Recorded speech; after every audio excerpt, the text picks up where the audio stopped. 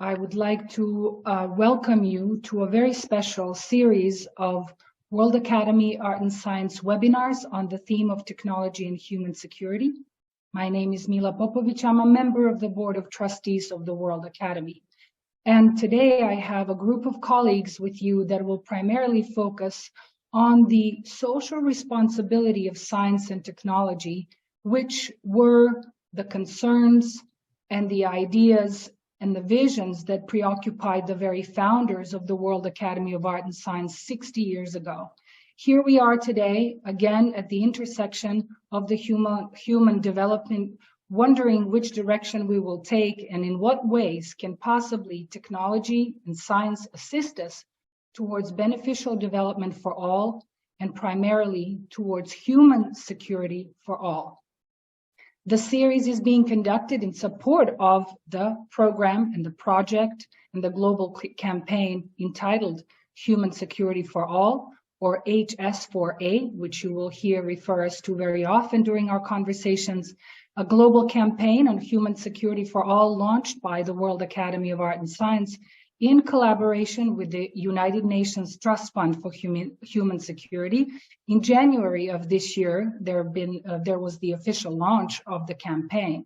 The UN concept of human security initially encompassed 7 dimensions of security, such as community, ecological, economic, food, health, personal, and political. And more recently, we have added the preoccupation with technological security, as we are of the understanding now that the technological advance will change our world in an unprecedented way. In fact, change our whole reality, the way we perceive and act in the world, and decide the direction we as civilization and as humanity will take.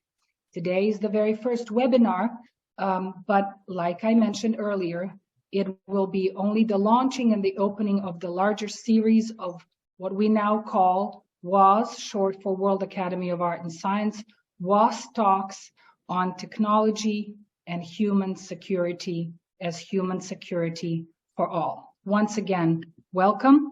I have a wonderful series of speakers with us today, and most importantly, we would like to start with a conversation about the founding of the World Academy and the preoccupations that are as necessary and as urgent today as they were 60 years ago. There is indeed a meaningful trajectory of the development of ideas as ideas for action, leadership in thought that lead to action, as our motto says in the World Academy. There is a meaningful trajectory from those times to today when, again, as I said earlier, we're choosing the course of development we will take collectively. We have, of course, in the leadership of the Academy, our current president and CEO of the Academy, Garry Jacobs, who will be able to open up the topic and, most importantly, open up the discussion about what human security for all means today in comparison to before, what the campaign looks like and needs to be conducted like, what are the key matters and key areas that are systematized within the platform, and also to issue a call to action and partnerships today. That is the ultimate goal of our conversation in the search for solution making for human security for all. Garry, welcome. Thank you, Mila, and welcome and greetings to all who have been joining us for this meeting. And we look forward not only to sharing our thoughts with you, but also to hearing from you in the latter part of this meeting. What we're talking about today is a natural consequence and follow-up to the very issues on which the Academy was founded after World War II, particularly with relation to nuclear proliferation, which started as an issue of science and technology and ended up as being the greatest challenge that humanity's existence had experienced up until that time. The irony today is, in the last decade, this meeting is the outcome of a 10-year program of development of thought and research in the Academy starting back to 2013, when we were invited by the United Nations office in Geneva to collaborate with them on a project called Global Challenges in the 21st Century. And that was fundamentally focusing on the multidimensional challenges, political, economic, social, environmental challenges, technological challenges that we were facing at that time. We were still recovering from the 2008 financial crisis at that time. We didn't yet have the invasion of Crimea, and we hadn't yet started the first signs of violence in Europe. That was followed by many years of research and programming on themes related to leadership and economy and education as a follow-up. And finally, we were invited back to UNOG in 2020 for a program on global leadership in the 21st century, which was intended to look at these challenges and look at the options and strategies, catalytic strategies by which we could address them. This program, which Mila referred to, Human Security for All, HS4A, is a natural outgrowth of that. And in fact, we were invited by the UN Office Unit of Human Security as a result of the programming we did with UNOG in 2020. And this program is what you'll learn more about today. The irony of the situation is that in spite of all our technological advances, despite of all our economic advances, we see insecurity rising today in the world, and perhaps at an unprecedented level in some sense since World War II, in spite of all of this progress. And this is a fundamental issue that we need to address and seek to address through the HS4A program. I'd like to stop for a minute to play a 92-minute video, which we used for the launch of the program, which you'll hear about later. Thank you so much. And I want to welcome you to CES 2023. We're partnering with the United Nations Trust Fund for Human Security and the World Academy of Art and Science to support a campaign called the Human Security for All campaign. And what that does is it shows how tech innovations can protect human securities, or as we actually call them, human rights. Think about it. What kind of human securities or rights should there be? And the ones that are there that they've recognized and we're promoting are fundamental to just basic existence as humans. Clean air and clean water. Food, the right not to be hungry. Health care. Everyone should be entitled to health care. Community engagement. Political involvement. These are things which the United Nations and others have identified as saying these are basic human securities or rights. And the great thing about them is technology can play a difference in making that happen. But first, let's take a closer look. For many people, today's world is insecure, full of threats on many fronts. Violent conflicts, natural disasters, persistent poverty, epidemics and economic downturns endanger peace, stability, and sustainable development. These threats are no longer isolated events limited to national borders. Their destruction travels the globe with great consequences on all societies. We cannot face these insecurities alone. We need to rise above our national and individual differences as one human family, with human security for all. Human security is a people-centered view of what it means to be safe and secure.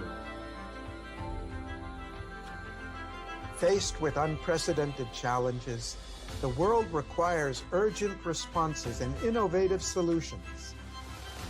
Next-generation and human-centered technology carry the potential to reshape our future. Join us on a mission to bring human security for all through technology. Let us rise together to reach our potential and leave no one behind.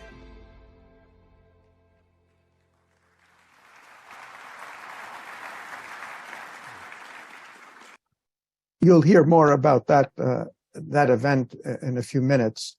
The concept of human security, which the UN is promoting and which is being broadcast through this campaign, was initiated in 1994 by a UNDP Global Development Report on human security, envisioned by Mahbub al-Haq.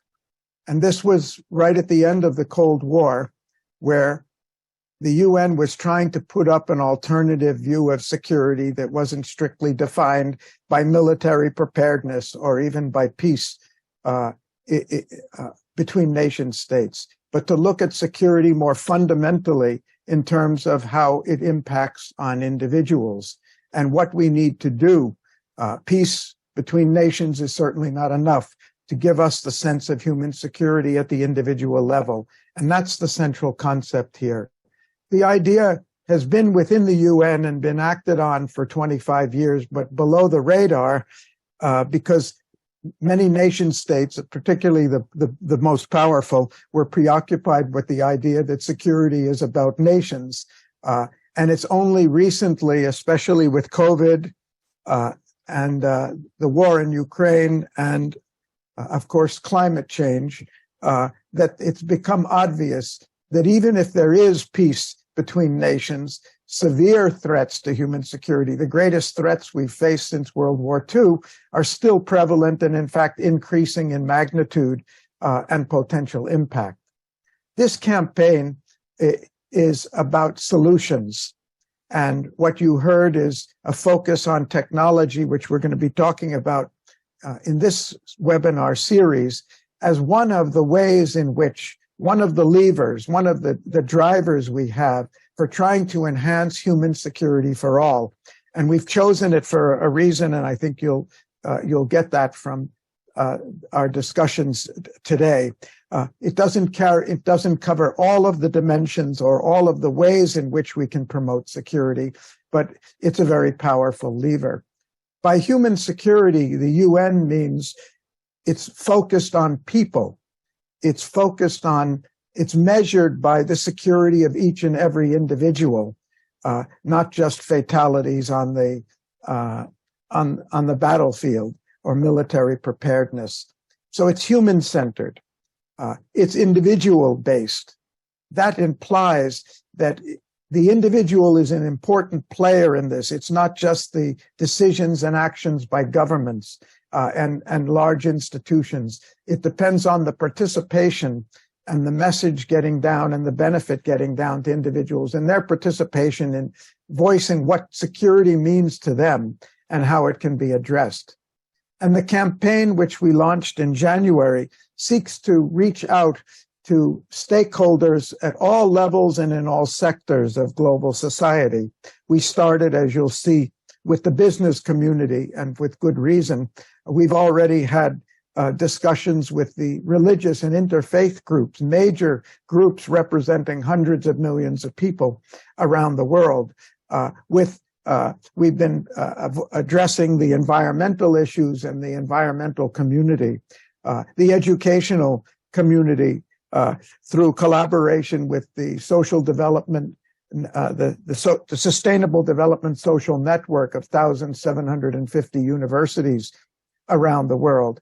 And throughout the rest of the campaign, we'll be seeking to reach out to all different constituencies, to the artists, to the filmmakers, to youth, and certainly to those in all developing countries around the world.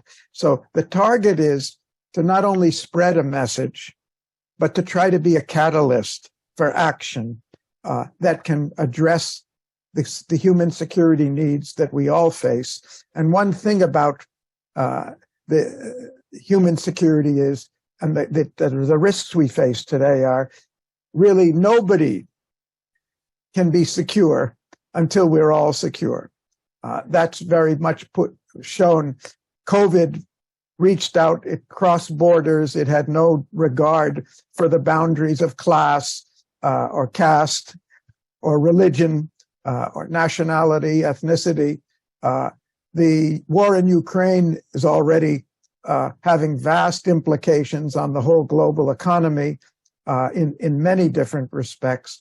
And of course, climate change absolutely refuses to discriminate on, it doesn't matter where we are and who we are, we're all impacted. So we're really looking at issues that impact on all of us, and that means require necessarily the collective action and coordinated action of all of us.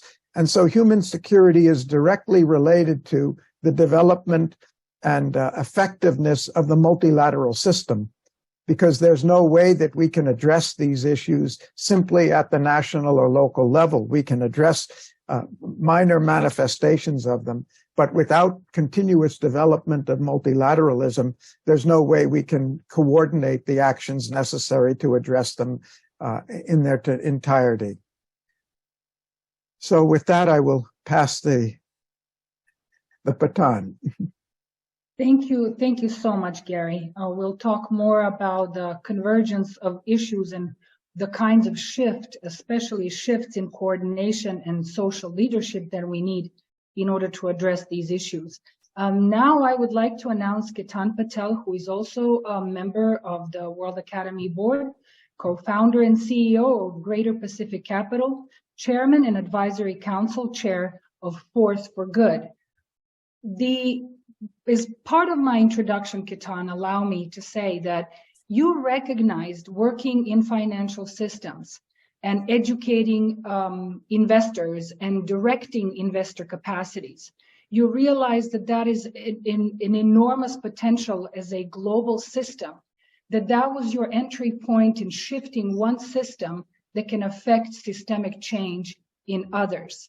So redirecting financing investment capacities as a force for good was your way of taking action towards shifting global consciousness and towards shifting finances for the good of all. So thank you very much, and do share with us everything about the initiative that is working within the Human Security for All project. And thank you for being with us today. Thank you. Thank you very much, Mila. It's a pleasure to be here.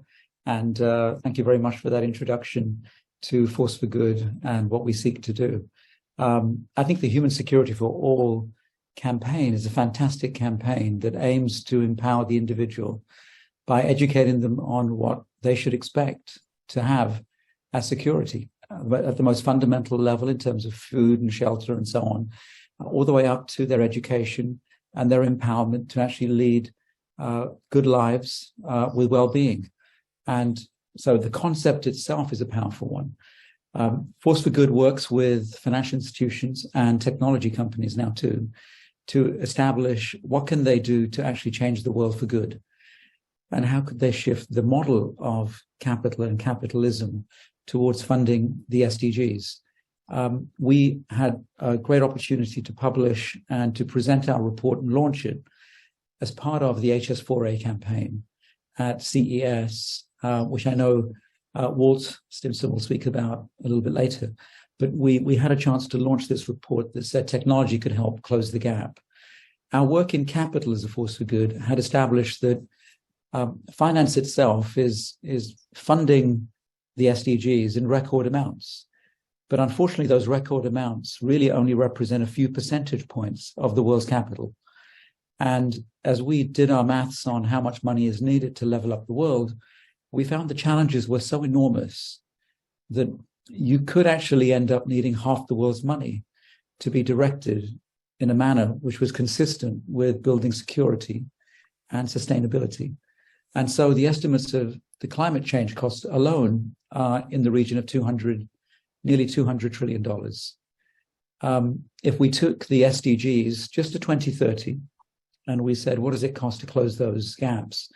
The range, according to various UN bodies working with the OECD and the IMF and World Bank and so on, estimate it's approximately $30 to $50 trillion.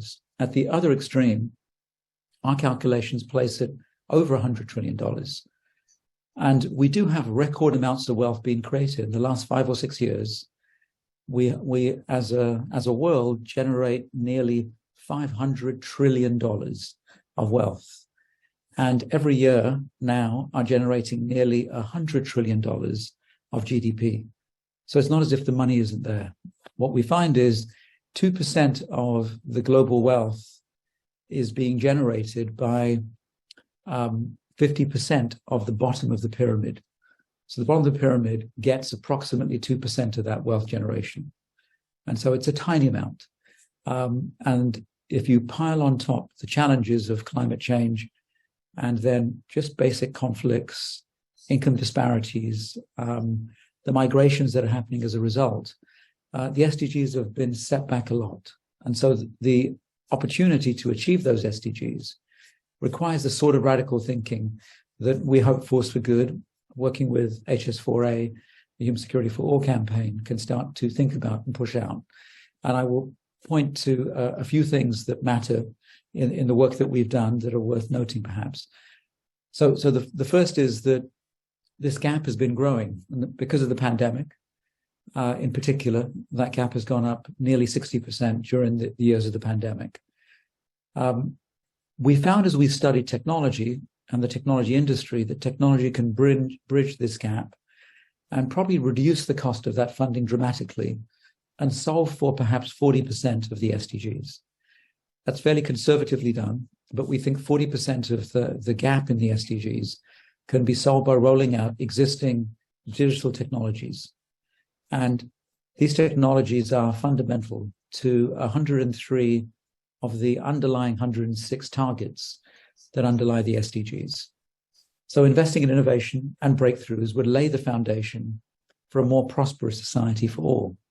And our estimates are that in the horizons looking forward, that this is very much on the action list of the biggest tech companies in the world. And they've taken a critical leadership role in making capitalism work. And they have solutions which require funding and therefore a natural way to solve these problems. We have probably spent too much time imagining that the finance industry could just merely allocate the capital, but they have to allocate it to something. And that something is probably solutions, of which technology solutions are the leading edge of these solutions. Now, there are many dangers of these technologies, but there are certainly enough technologies that can solve for education and for better food and water and its distribution and for financial inclusion. And if I take the last one of our important projects has been mass financial inclusion, where we have been looking for a technology that could be distributed globally. And I'm delighted to say that we found that it was not in the private sector. It was a public sector piece of technology developed by the Indian government.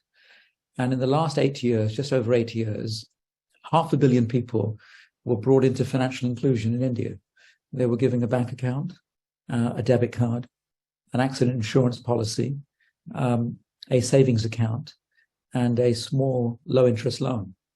Now, that's quite a revolution for people at the bottom of the pyramid in a country so large, and 500 million of them to be given that in 8 years.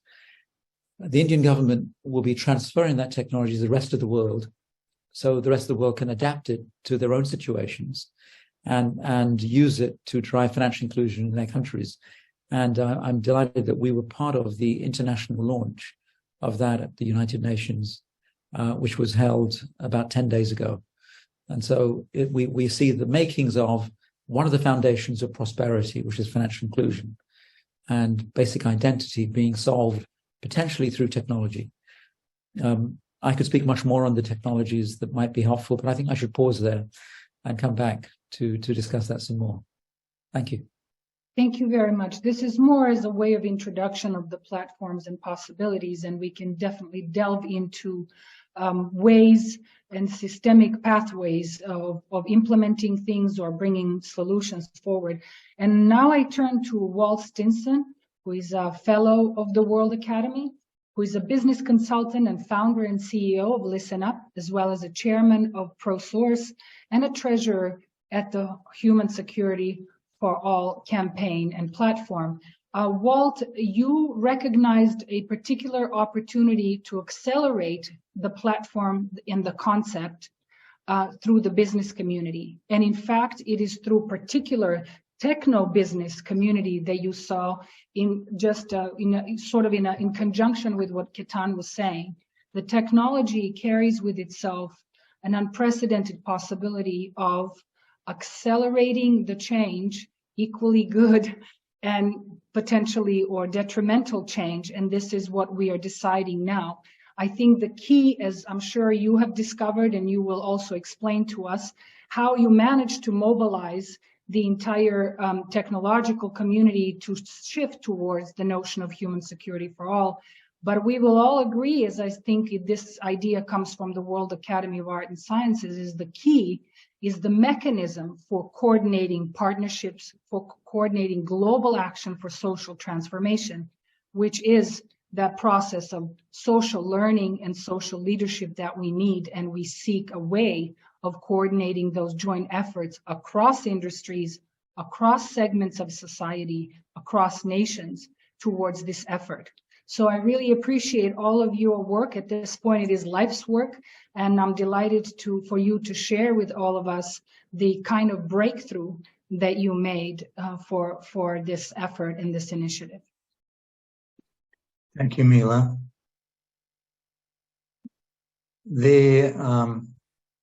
I started studying the human security concept about 1.5 years ago, and actually I was looking for a way to amplify the message of human security to the world, because that's really the mission that we're on, is to bring the concept of human security to a global audience. And I recognize that CES, which is the world's most influential technological exhibition, and also it has educational sessions running throughout it, might be a really good platform for projecting the human security message. So I approached the Consumer Technology Association with the idea, and they kicked it around internally. And what they discovered was that their members are already addressing human security opportunities, problems and opportunities, because those really represent where the entrepreneurial innovation opportunities are today.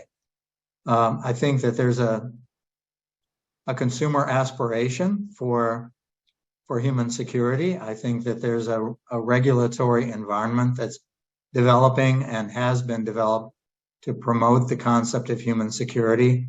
There's also incentives, financial incentives that have been put in place around human security. So when we started looking at it within the tech community, we realized that many companies, particularly the larger ones, are consciously at work attempting to develop solutions for human security problems, and that many entrepreneurs at the startup level are also focusing on products that might address human security concerns. So it was a kind of serendipity, I would say, in that they didn't really have a concept, a framework for thinking about the human security paradigm, and we didn't really have a platform to project the human security concepts globally. So by coming together, we were both solving each other's problem, I think, in a way. But I don't think either one of us expected the kind of response that we got when we actually put it together and brought it to the 2023 Consumer Electronics Show, which is a massive undertaking. There's 120,000, I think last year there were around 125,000 attendees. This is not the general public. This is 125,000 tech industry people who are actually working in the tech industry, executives, companies, so forth. And in addition to having the exhibitions, they have sessions, great minds sessions that Ketan helped theme, that where we were able to project the human security message. So it goes on over a 3 or 4 day period, and the human security theme was projected in many different ways, many different aspects of the event, and it was picked up by the press. There were about 5,000 press people there from all over the world. 40% of the attendees were from outside of the United States. So we actually felt that we found the ideal platform. And I think they felt that they had a good partner. So we had a follow-up meeting with them about a month ago to review the impact of this and to assess whether or not we should move forward. And it was unanimously agreed by all the executives on both sides of the table, WAAS leadership and CTA executives and CTA board, that we needed to proceed with this in 2024. So we learned a lot. I think that one of the things that we learned was that the tech industry is certainly focused on innovation, and the tech industry believes that innovation should be directed at human security problems and can help bridge the gap, as Ketan mentioned earlier.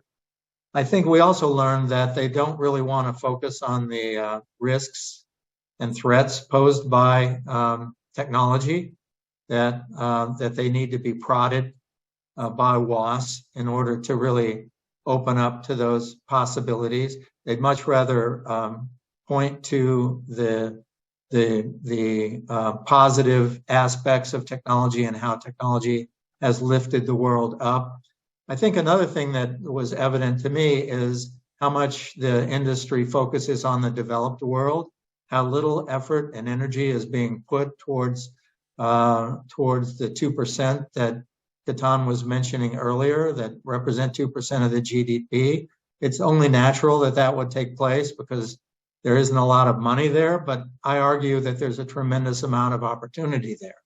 So I think one of the most wonderful things about this is that WAAS has an opportunity, a seat at the table, to argue that more resources should be put into developing the underdeveloped world and looking at opportunities there. I think that the success in India is a very good example of how people underestimate the developing world. India has leapfrogged the Western countries, the United States and Western Europe, in its development of inclusive financial technology, and we can only dream of the kind of frictionless transfers of money and savings and payment systems and receipts and so forth that India is enjoying right now. We don't have that in the United States. Instead, we have a system where virtually every transaction has a 3 to 5 or 6% cost imposed on top of it, whereas India has a virtually free system of transferring funds. And now that system that Ketan mentioned is being implemented by other countries and perhaps will integrate into India as well for cross-border transactions, which are a big barrier to, I think, a global financial inclusion and global financial development. So we want to see those barriers come down.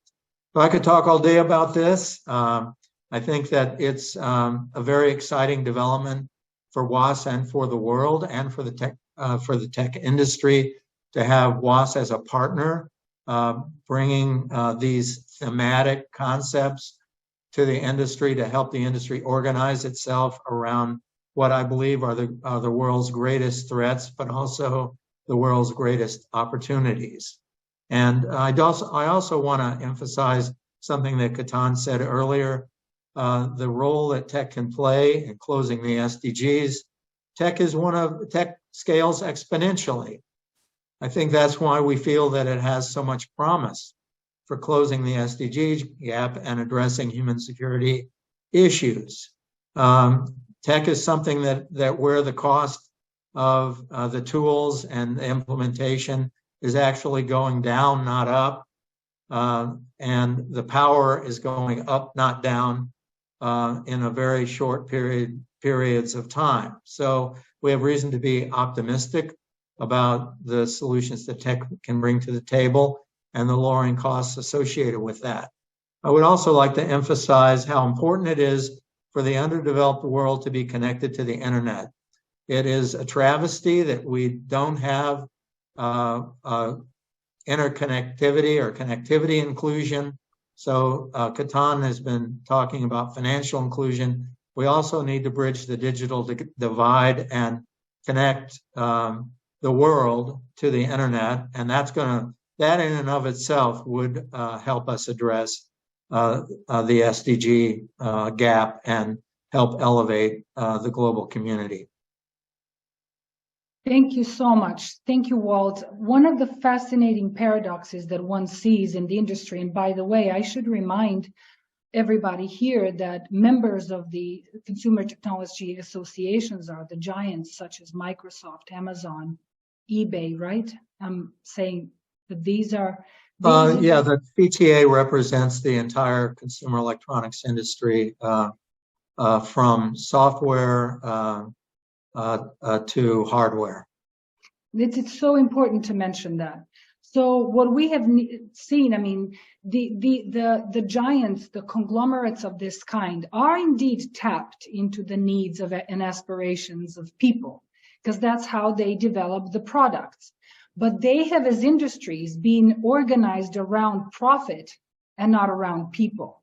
It has been our task to show that long-term development and longevity of their efforts is also dependent on sustaining people in the world that they that they actually generated, in the technological world that they created.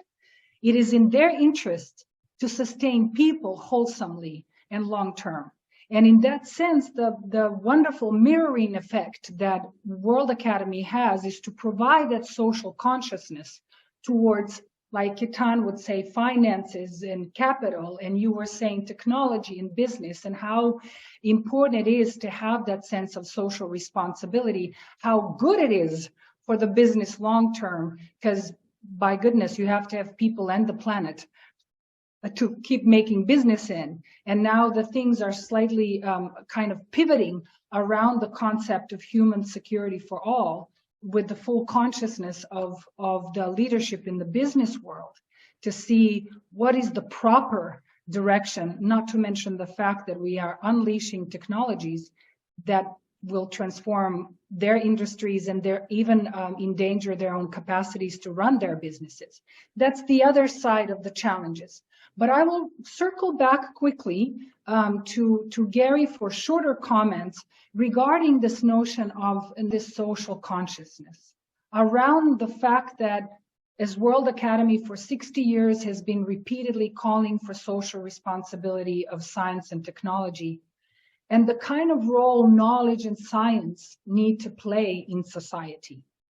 And the fact that nothing is going to stop our will to invent. Nothing is going to stop our curiosity, our scientific probing. We know that much. But what will boost awareness of the implications of technologies that we set in motion? What will be able to develop our consciousness that can meet our innovation and guide them certain direction? What are the ways in which we can ensure that we have ethical guidance of the very advents that we've made, and that our own consciousness catches up to the technology that unleashes our greater connectivity and exponentially develops other systems? Thank you, Mila, and I'd just like to thank my two colleagues. It's not by accident that we asked Walt and Ketan to be here on this startup program, because these are two individuals who've been very modest about the role they've played in bringing the campaign to the place it is today. Ketan didn't make it as clear as I would like to, that the reason that the UN and India announced the extension of this technology to the world in ECOSOC chamber last week was largely because of the initiatives taken by Force for Good to show the potential of this to the whole world. And without Walt, we're not sure where the campaign would be right now, because he has 50 years of work in the consumer electronics industry. He's been award-winning. He's in the Hall of Fame for technology innovation, and he's recognized, and he had the credibility to say to members of the industry, this is something really important that you have to pay attention to, and they caught that message. And I think if we can take a minute before I respond to what you said, Mila, the second video about CES shows a little bit more about actually what happened there, which has given so much momentum to us. The world faces unprecedented challenges that require urgent responses, new innovative solutions. I want to welcome you to CES 2023. It's also the first time we actually have a theme, and that theme is focused on what technology can do to make the world better. It shows how tech innovations can protect human securities, or as we actually call them, human rights.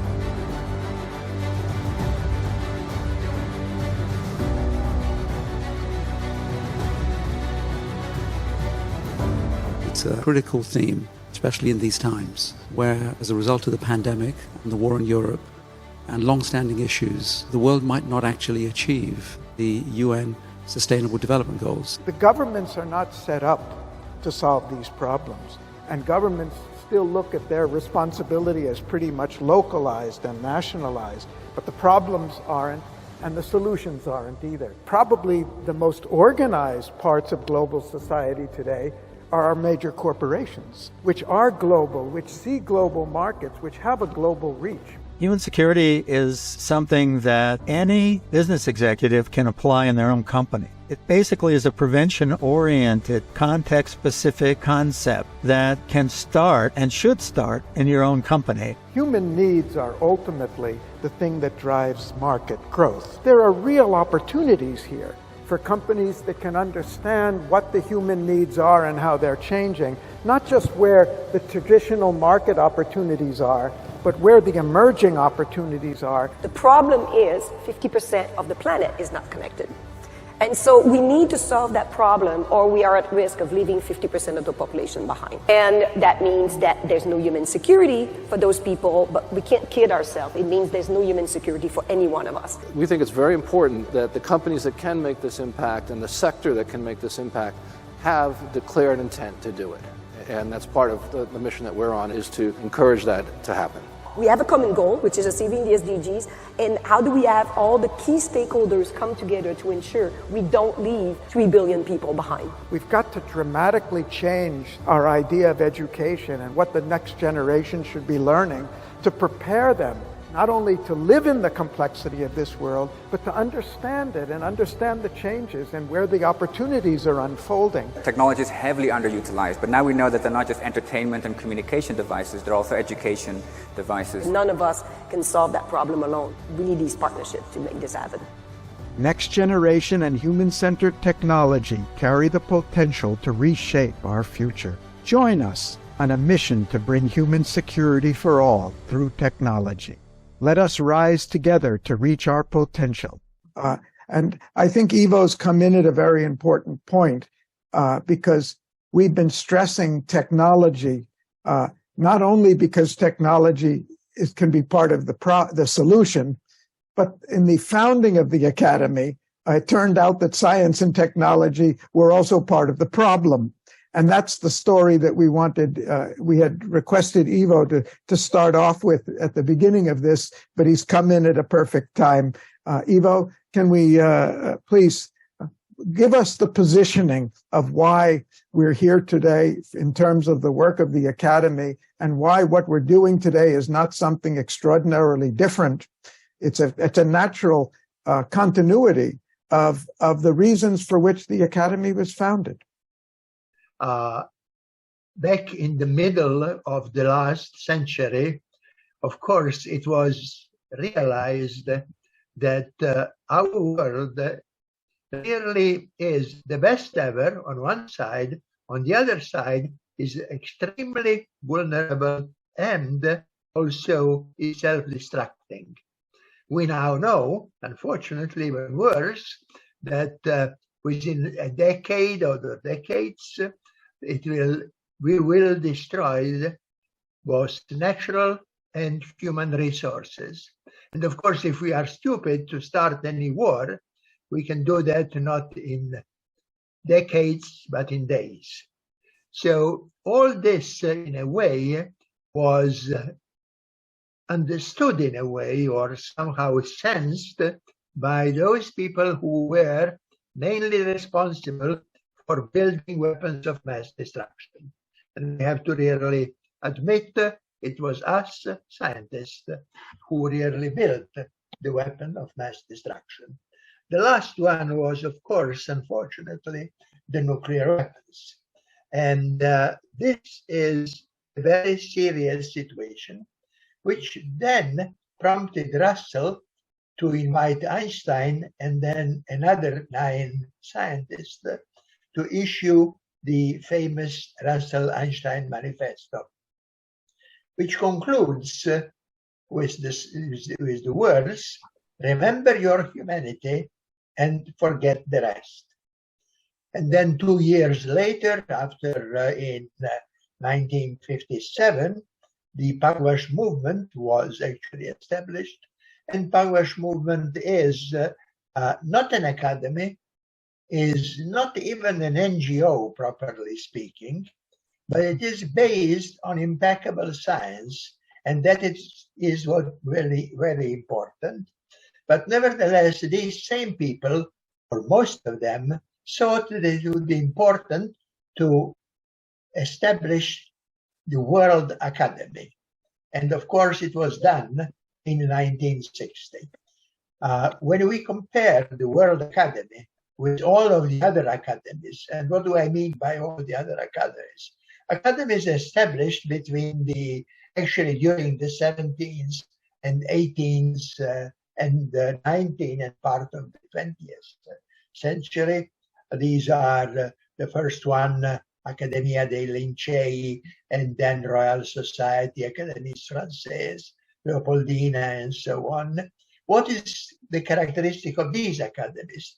These academies are basically based in one country. We can say national or state. As opposed to that, the World Academy is global, and that is, it was global from the very beginning, from the original people who were the founding fathers, and then throughout the time, we have members, a number which is on one side large, on the other side not too large. We have less than 1,000 people, more than 500 members, and that is really covering essentially all countries and all of the continents throughout the world. And that is what is essentially very important. Is there anything which is comparable to that? No, not really. There is a Accademia Europea established in 1988. This deals mainly with Europe, though it has some members which are not from Europe, but from United States, Asia, and so on. But mainly these are the people who are originally European, or at least connected with Europe. So World Academy of Art and Science, for short WAAS, is really unique as far as the global aspect is concerned. The other thing which makes it unique is that all the other academies are emphasizing disciplines. And as a matter of fact, some academies do not have art, and some academies either later on established engineering and medical, or have them as an independent part. On the other hand, the World Academy from the very beginning encompassed all of these things. There is another difference, and this is all of the other academies basically emphasize being apolitical, which is in a way contrary to what Aristotle was saying when he said, politics is a master science. WAAS realized that, and among our members, among our fellows, we have people who are active politicians, who are, as a matter of fact, president of various countries, and so on, and they remain fellows even after their term is completed. So these are the basic characteristics of the World Academy. Now, we can ask ourselves whether being such an academy really made any accomplishment. And my answer is yes, it did make an accomplishment. In many cases, we were ahead of many others. For instance, in 2010, and then later on throughout until today, we emphasize that there is a need for major change in economy. 3 years after what we launched that idea, Pope Francis wrote his first approach, his first letter, and that starts or concludes better with the words, "This economy kills." We also, from the very beginning, emphasize the need that our efforts should be human-centered and humanity-centered.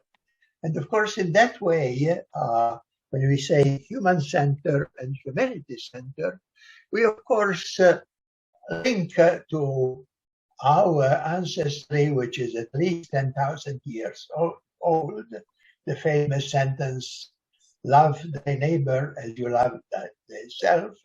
And of course, that, as we know now, might be even going earlier to some of our animal ancestors. So yes, that is a very, very important point. But the other thing which is equally important is the realization that we are collective species. And the meeting of the Nobel laureates in 2001 in Oslo declared the statements, "This is for the first time, the future of any one of us depends on the good of all." So absolutely, we are deeply connected. And again, this is what our academy has been stressing from at least 2011 on until now. We emphasize the need for a new paradigm in politics, in economy, in social sciences, social approaches, and we do need really change of our mindset and heart set. Now, as we said at the beginning, we are faced with, on one side, possibility of war, on the other side, with the existing technology, which in many ways, emphasizing profit, has brought us to really a dismal situation. But what is even more threatening is we are facing a number of new technologies, like artificial intelligence, like a broader concept of artificial general intelligence, robotics,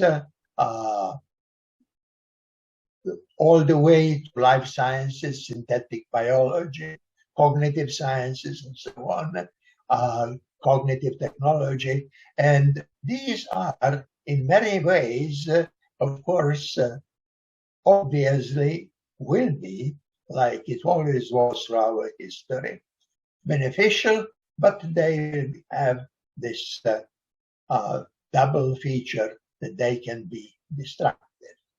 The other feature which distinguishes this from the previous time is what was beautifully put in the words, if we have a fast airplane and make a faster airplane, that faster airplane will not make another faster airplane. It will help by giving us experience and so on.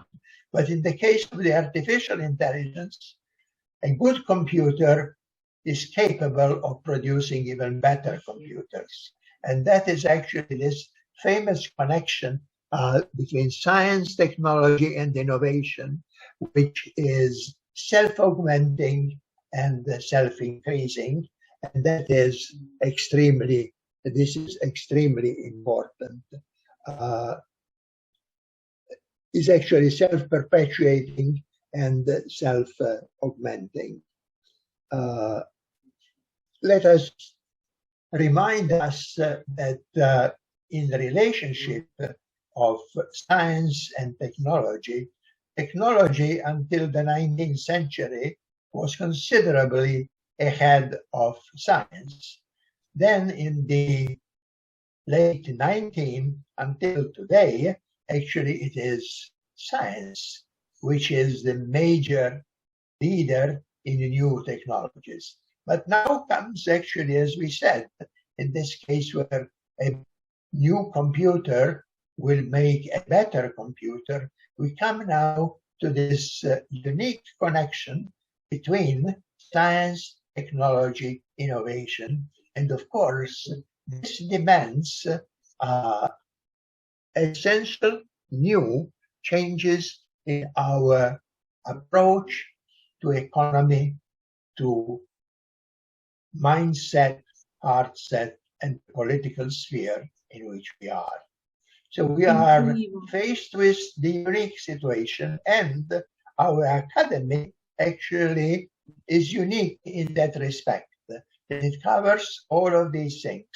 And as I said, indeed, throughout the history of the academy, from 1960, and particularly now, more and more, particularly now, through this human security for all project, we are emphasizing this need that academy plays a vital social role, and that science and technology are part of this social role that we have. Thank you. Thank you, Ivo. Thank you very much. This is exactly where you found us, which was the question of ethical leadership and social responsibility guidance in technology. I just want to make sure, Garry, you were going to address that in some ways. Yeah. Ivo has responded to a certain degree because he has shown us how we are founded on humanistic values, how we were steeped in technological and scientific research of the day as the organization. And for that, we have all the more responsibility to issue a call for ethical guidance in technological developments. I really want to be able to address some wonderful suggestions and questions I've received, and I will distribute those questions to you. I understand that, Garry, you might have certain comments that might bridge the discussion, that we have very specific questions that are very suggestive, and I really appreciate everybody that submitted them. Garry, if you have some bridging comments, please do issue them now, and then I will go to the questions. Okay. Yeah, I'd like to abridge our other discussions so that we can hear and interact with with those who have joined us. But I just wanted to emphasize one point I think is very important, and it's been brought out very well by Ivo's history, because the Academy was really started primarily by scientists concerned about the threats posed by science. And what I wanted to clarify for everyone that we are not just viewing technology as an ultimate panacea for all the problems. We really understand that technology, like other things, is a double-edged sword. And the irony is that many of the problems we face today have been the result of the application of knowledge and technology. And that was the core message of the Academy when it was started, the concern with the social consequences and policy implications of knowledge and its application as technology. And so our attempt is not to romanticize the positive role of technology, but to recognize we have to do something different in our creation and management and deployment of technology to see that it emphasizes its positive role and diminishes the impact it has. And I just wanted to stress quickly that this is not a new problem. Technology's played a magnificent role, science and technology, in the early 50s. The development of the antibiotics and spread of the antibiotics in developing countries, and the vaccines like the Salk polio vaccine, which was by one of our founders, Jonas Salk, had unexpected consequences. That we can never debate the impact, the positive impact that antibiotics had, but it also led to a population explosion. The population explosion was not because people were reproducing more than the past, but fewer people were dying.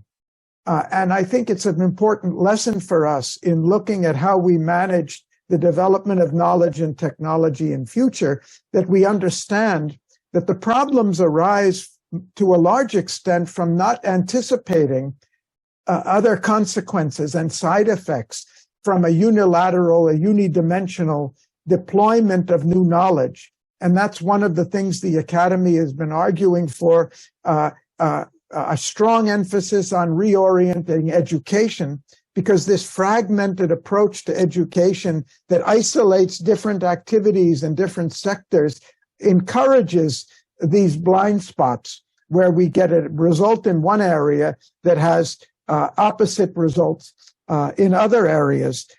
Green Revolution did that too. It saved tens of millions of lives. At the same point, it was largely impacting on the environmental issues we face today, the destruction of forests, the exhaustion of water resources, because agriculture is the biggest consumer of water in the world. So I'm just trying to clarify that we're not trying to romanticize technology.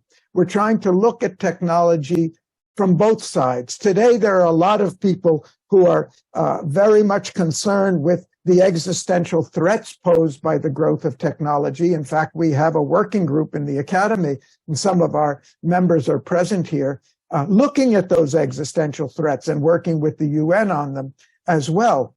At the same time, we have those who romanticize technology and say that it's the answer to everything.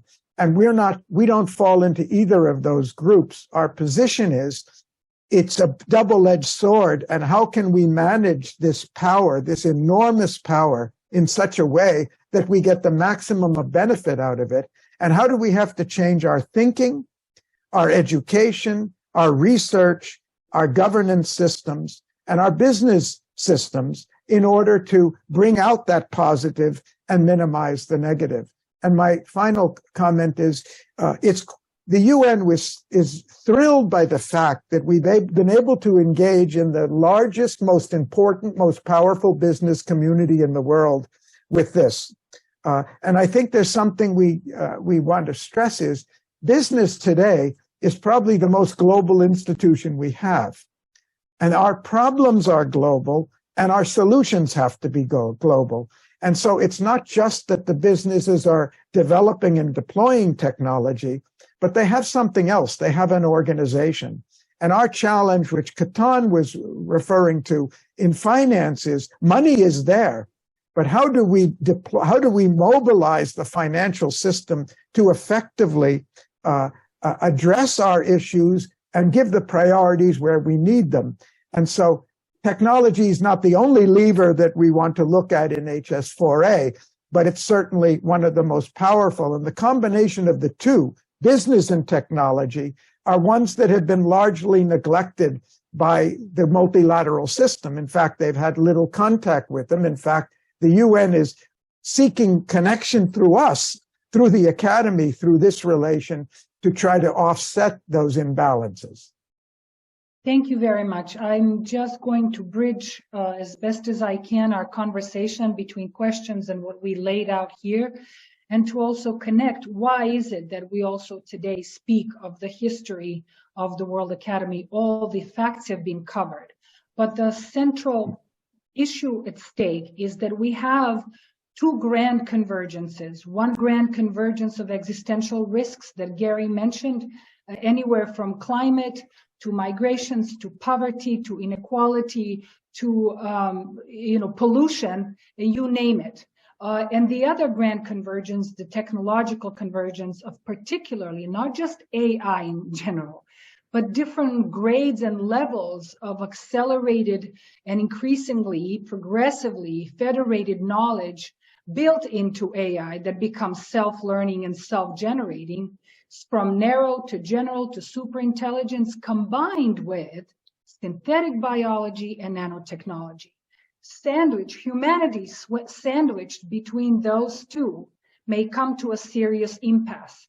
And everything hinges on the middle point, on social convergence. And interestingly enough, it is us coming together in cooperation and collaboration in understanding that we are creatures of interbeing, that we're fundamentally interdependent, as Ivo mentioned, as Walt mentions, and Ketan mentioned, everybody says that.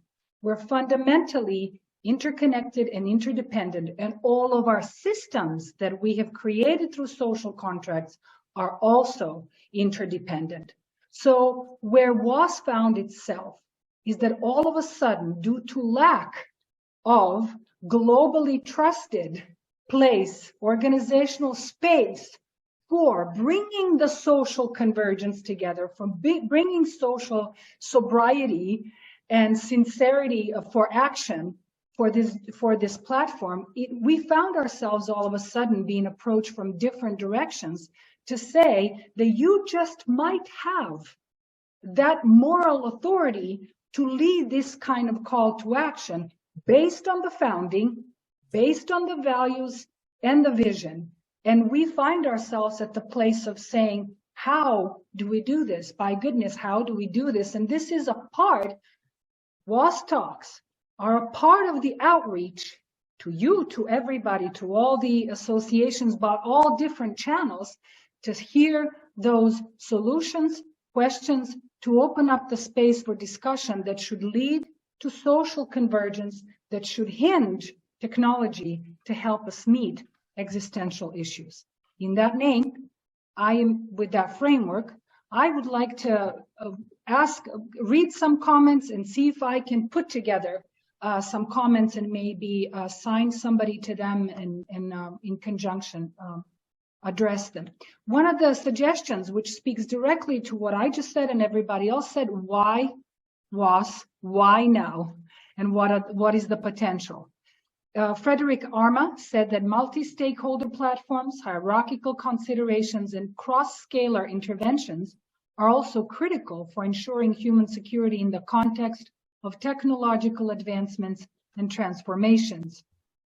Then, that's more of a comment. Ketan, this one is for you. Speaking of systems change for whole systems shift, the questions comes from an anonymous attendee, and thank you for being here. How do we achieve these goals, these long-term goals, within a capitalist system that promotes precisely the opposite goals when this seems to be more of a socialist solution? For example, India's solution that has that combination of socially strong government input and capitalist market. Thank you, Mila. Thank you, Mila. And thank you for that question. If I put it back into context of the technological shift that I think is systemic as we look at it. So there are a number of things we saw. We saw that there were 19 technologies, 19, that the world's top 100 tech companies were focused on. They include AI, big data analytics, quantum computing, but also industrial technologies like the Internet of Everything, or things, robotics, drones, autonomous vehicles, also energy related, virtualization, finance, materials and resources, space and health.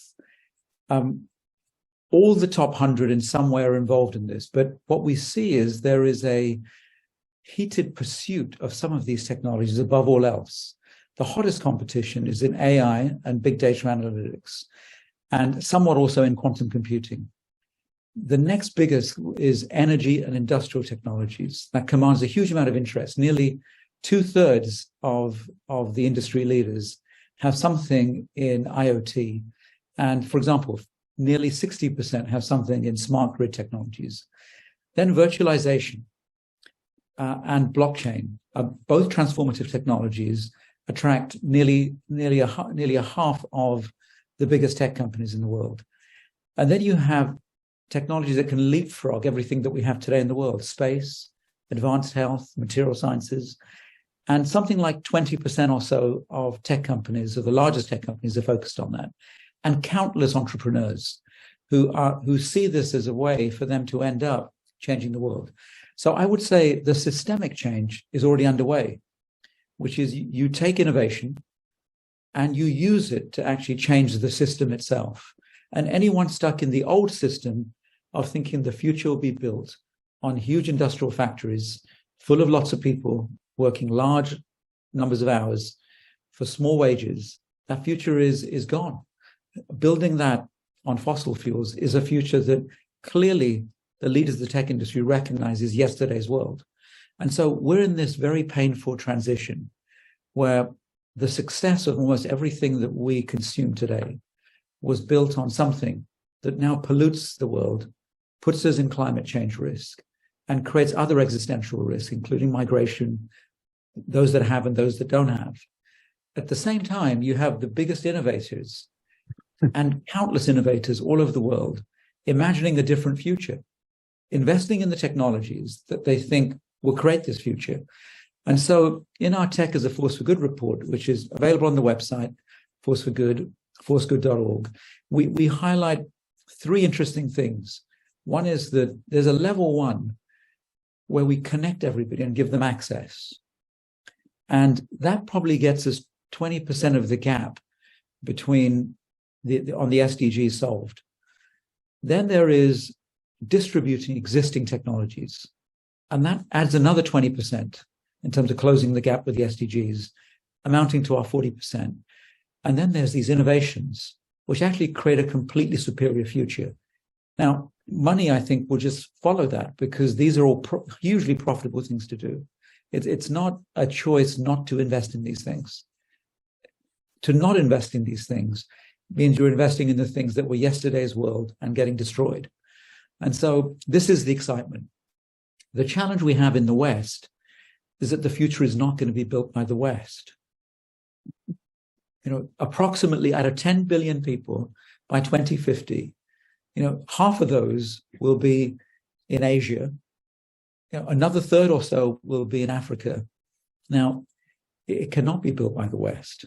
And there is a transition of power happening at the same time because the West was built in the old industrial era.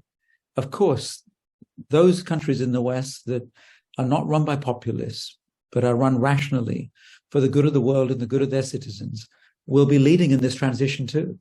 And therefore will be holding hands with the East to create a much more unified world, and across the North-South divide too. But unfortunately, populism is something in the politics of the world that will hold back, where people will say, I want to hold on to that world of yesterday's technology. It's not meaningful, cannot really be successful. And as Walt said, the financial structure that supported the old world is too cumbersome. It costs 6% to do a transaction. That can't be the future. Moore's law is reducing that at such a rate, it just cannot be the future.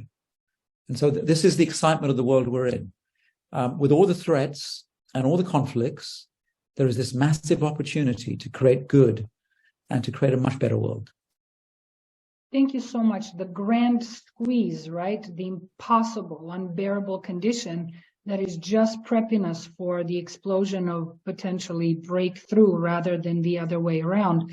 But also to reassure you that this is barely the beginning of conversations where we just laid out the ground, and there will be no need going forward to discuss as much the backdrop and the background of the World Academy, nor for that matter of the human security, as it will, and it is becoming already a common sense, for goodness sake, concept, that we will be able to delve deeper into particular aspects of what human security entails across, human activity in different domains of our lives, and the possibilities that potentially technology beneficially can impact there.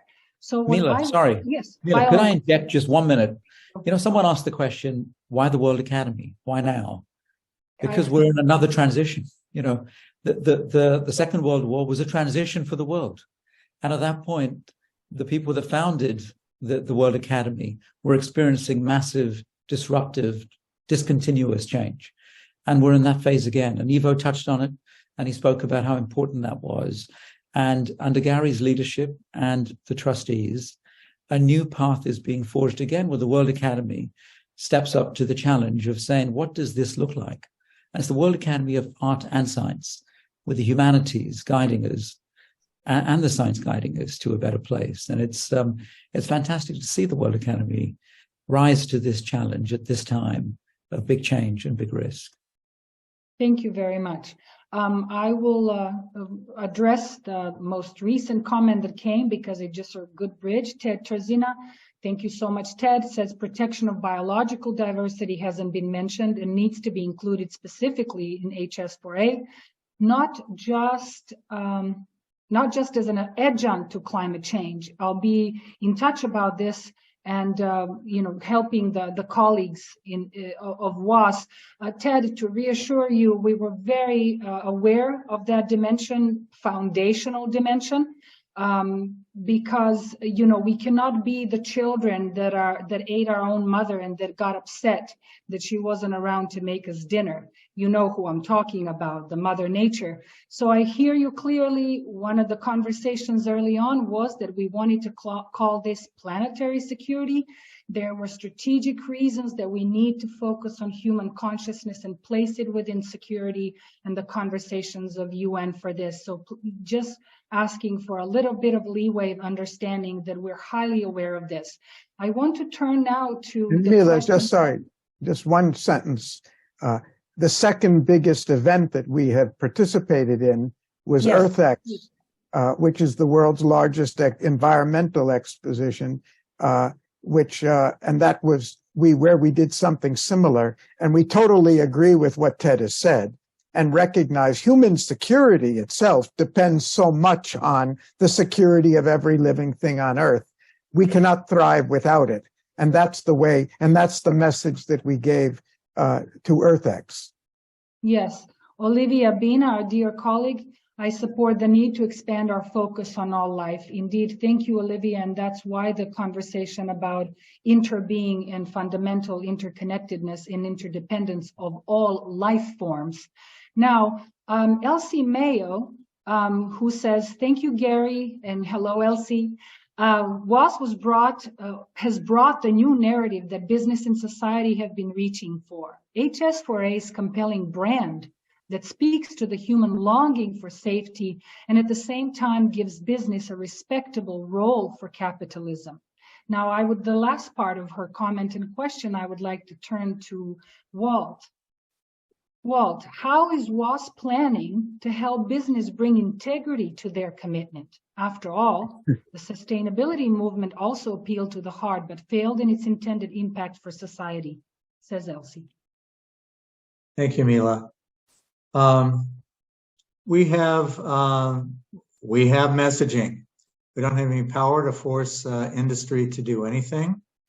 But the idea that there's this big conflict between purpose and profit, that's not something that's universal in the tech industry. I think that most companies want a purpose. They need a purpose.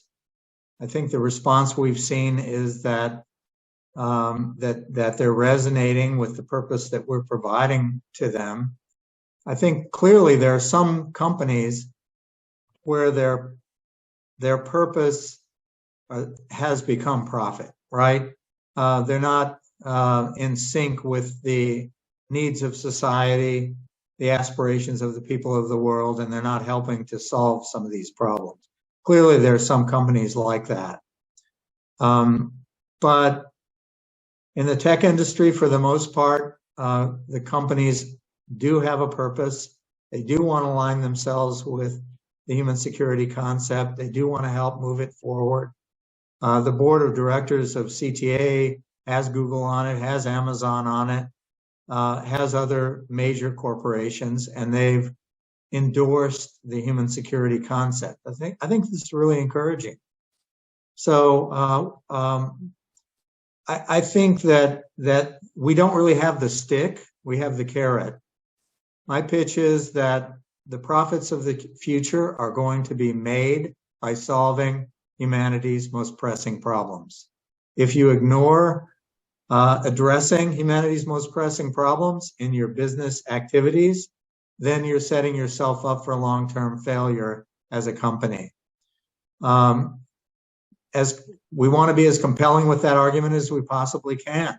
I think that's our strongest tool, since we don't have the ability to regulate business.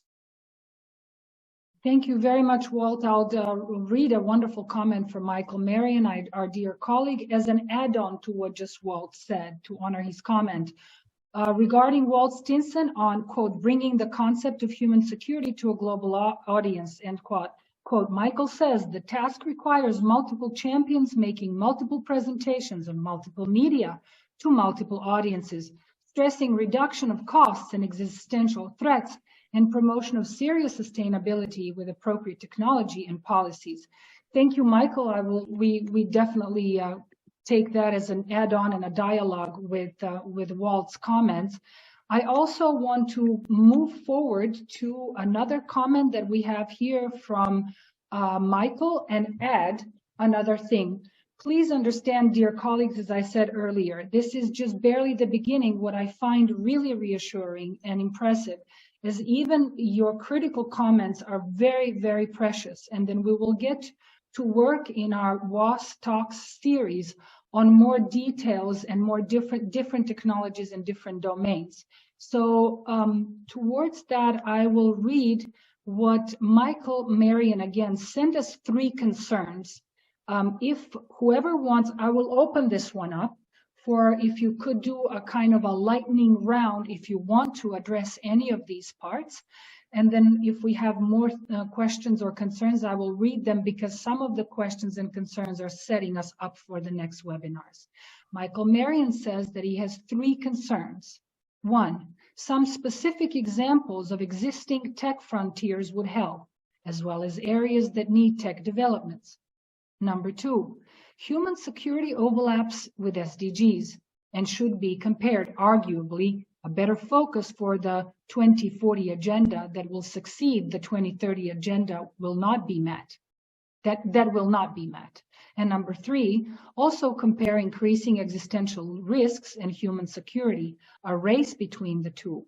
All existential risks have a tech component, pollution, weapons, AI, and health. So let me see if there's one more comment that goes together with this. And you gentlemen, if you want to consider for a second which part of this you would want to address at Insight, I am going to mention that Izet Masic said that in one of his papers as early as 1998, he wrote that in the future, ICTs will dehumanize medicine, but today as a consequence of false science, which unfortunately dominate because of 50% of world projects are waste, I can say that ICTs will dehumanize almost whole life.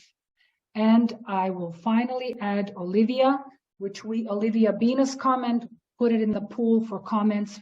And again, if we don't get to some part of what you were asking or recommending, understand that we'll continue with the series. Olivia says, thank you. The distinction between means and ends remains perhaps a good place to focus on. How much of technological change is a means for human, indeed all life, thriving? The sometimes hyperbolic fears voiced lately suggest that there is limited trust in how the means-ends balance is being conceived. Another concept, the precautionary principle, seems to be in urgent need of being enforced. For example, with geoengineering. And I will personally add to that, to Olivia, bioengineering, which I'm hoping to have a webinar on.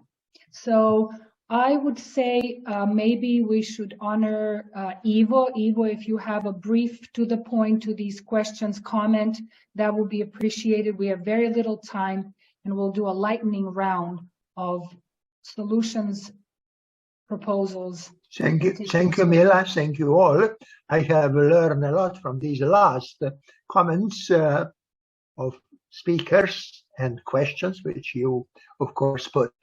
Let me make few comments. Comment number one: for a very long time, there is an attempt to stop science and to stop technology. One famous one is the 19th century in England.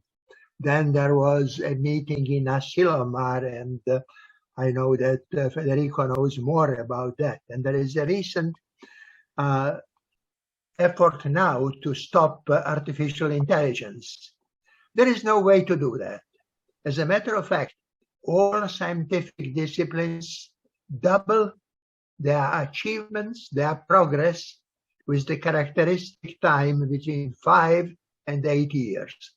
Some, like the Moore's law, go much faster at 2 years. So this is essential. And as a matter of fact, it was realized long time ago by Aristotle. All human beings, by their nature, have a desire to know. We cannot avoid this desire to know. So this is absolutely essential. Now, the other essential quantity in all of that is that we understand what we are doing, and that, of course, we are always human and humanity-centered. Remember your humanity, which means much more empathy, much more understanding, and really realizing that it is only all of us together that can solve all of these problems. It cannot be done by a single country.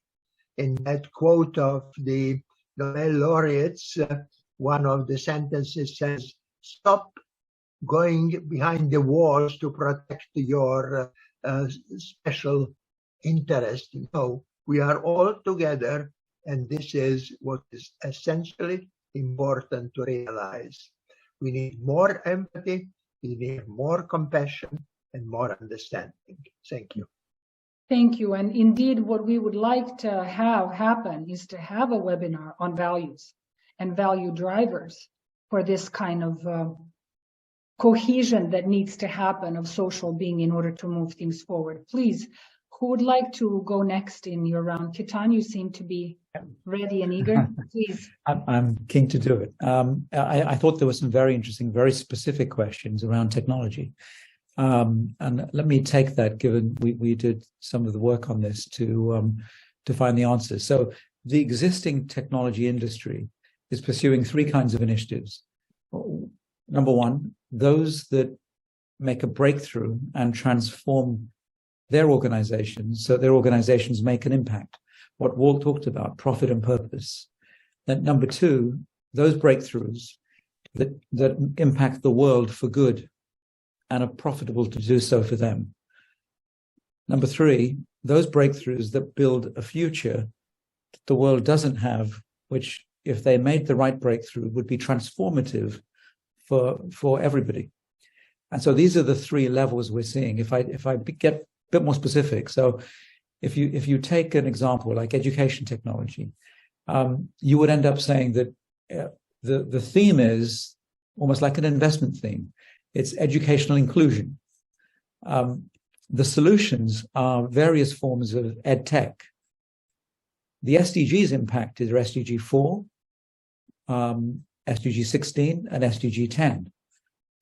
The market is a huge market. It's $250 billion as a global market. And it's a very profitable market, expects to grow at about 15% per annum over the next 5 to 10 years. And its valuations in the markets are one of the highest of all areas that are valued in the market commercially. So I would encourage people to see every major challenge or issue as an opportunity to create a mass inclusion solution. From the government perspective on the other side, and the private sector is usually involved in this, breakthroughs in energy will probably define who is the next leader of the world. So the breakthrough that results in a new, clean, near frictionlessly distributed technology that is more functional in terms of breaking away from the barriers of the world to other planets, but also to distribute much more cheaply to the rest of the world. Whoever discovers that and manages to build the infrastructure of that is probably the next world leader. And that always happens at these sorts of times if you study history. And so, the masters of the Industrial Revolution were people who mastered steam and then coal. And we're in another era shift again. So these are the sorts of areas we're seeing very exciting investments happening. Thank you so much. Walt, unmute yourself, please. I just want to stress that, as someone who helped usher in the digital age, I want to stress that we're just at the beginning of it. That there is a lot of transformation that's going to take place of industry and society as a consequence of the interconnectedness of humanity. And we're beginning to see that. I think that we've touched on a lot of different things today, but I want to end my comments with a bit of optimism about how I see the future playing out. I definitely feel that I definitely agree with Ivo that science cannot be stopped, nor can applied science be stopped, nor can the technology be stopped.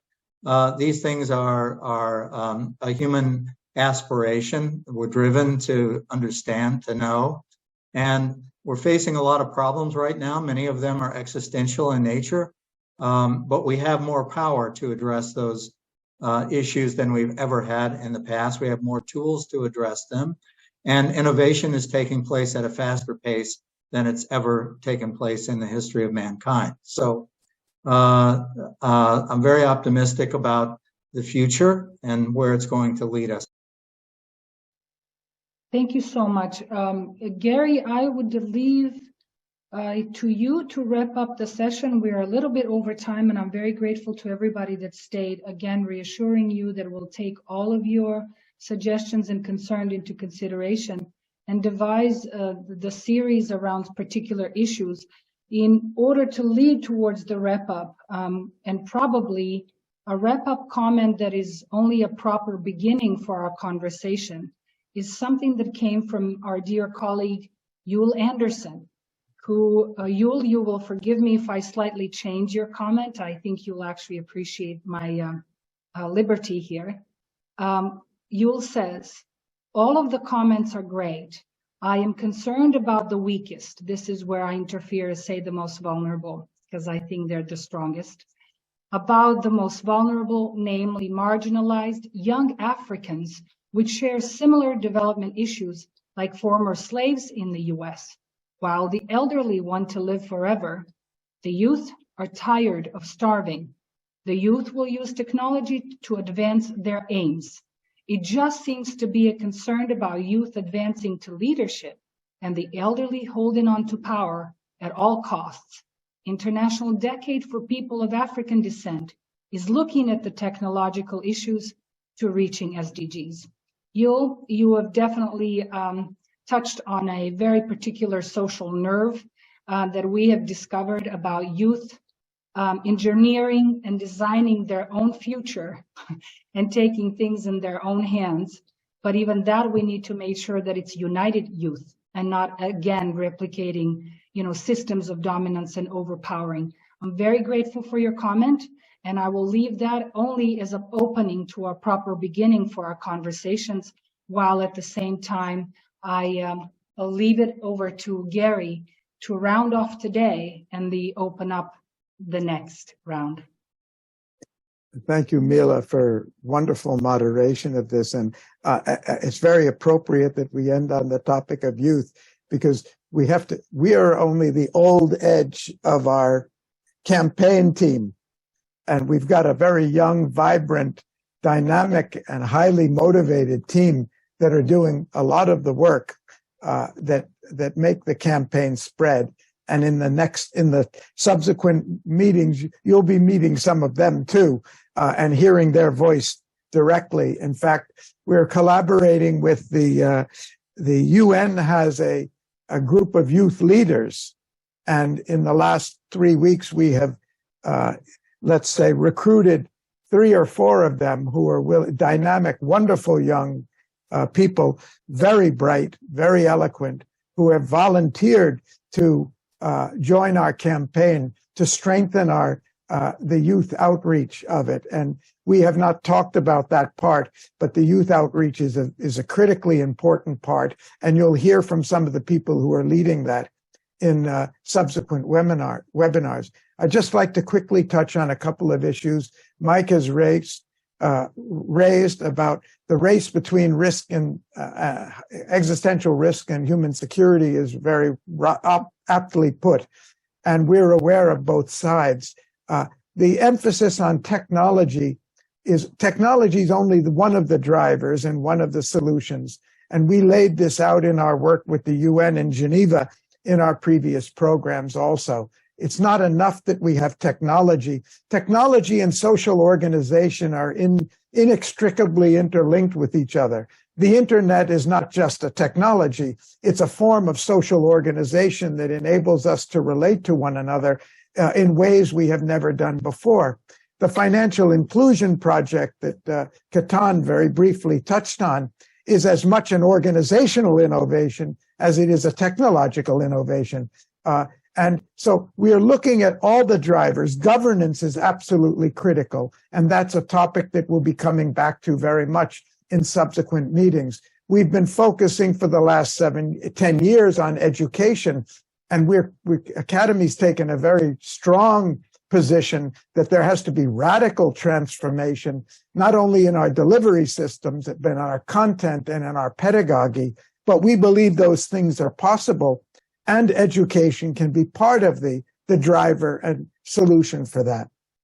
Public opinion is absolutely critical because our governance and policy decisions and our business decisions are very much driven by the opinion of the public. And that's one of the reasons why the UN wanted our campaign to target they want us to reach millions of people, not just thousands of leaders or hundreds of diplomats. And that's what the campaign is trying to reach out to. And we've already crossed the millions of mark in the first 4 months, but it's just the tip of the iceberg.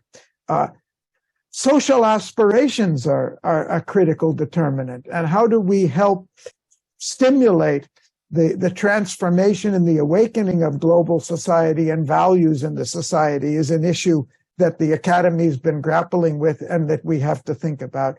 And more fundamentally, we think the problems are largely a result of the way we think.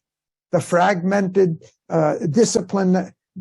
narrow disciplinary way that fails to recognize the interconnectivity of everything and everybody. And so, and we've been working on that, but all the solutions we're talking about have to cover all of these drivers. No one driver is going to have the solutions we need. We are planning for a second in the series, probably in the next 2 or 3 weeks, and you'll get the announcement and you'll be invited to it. We'd love to hear from you even in between about issues and solutions that you'd like to see discussed in the series. We're planning out a whole series for the rest of the year and beyond that. So please think of yourselves as part of the solution and not just the audience for it. Tell us what your ideas are. Tell us who you know, who can connect, who can help, who can contribute. And we would like to mobilize them, whether it's on the webinars or in the campaign and other dimensions of it. I'd like to really thank the panelists.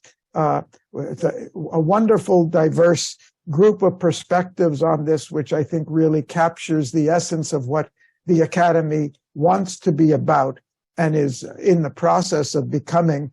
And we need all of the rest of you and many more This is not a program for a few people. This is a program that has to reach out to the world. And those of you who have experience and expertise in that, in any field of communications or marketing or organizational change and partnering, we need and welcome your participation in future. Thank you for joining us.